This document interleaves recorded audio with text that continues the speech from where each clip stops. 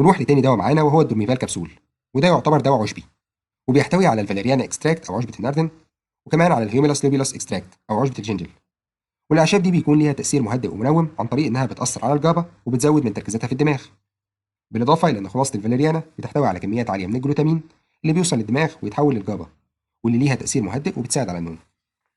بالنسبه لدواعي استعمال الدورميفال فهي برضه بتستخدم كعلاج طبيعي لعلاج الارق ومشاكل النوم والقلق، لكنه بيتميز انه امن من النايت كالم، وكمان نقدر نوقفه من غير ما يسبب اعراض انسحاب. طيب يا دكتور، ايه هي الاثار الجانبيه للدورميفال او ايه هي اضراره؟ استخدامه على المدى الطويل ممكن يسبب بعض الاضرار، زي ايه؟ زي الصداع، الارق، اتساع حدقه العين، اضطرابات في وظائف القلب.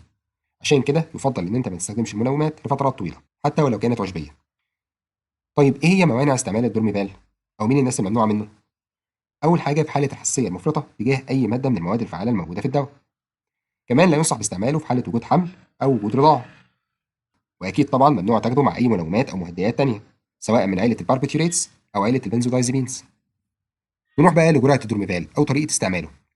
الجرعه بتكون من كبسولتين الى 3 كبسولات مره واحده قبل النوم، ويعتبر الدورميفال ملوش بدايل بنفس المواد الفعاله.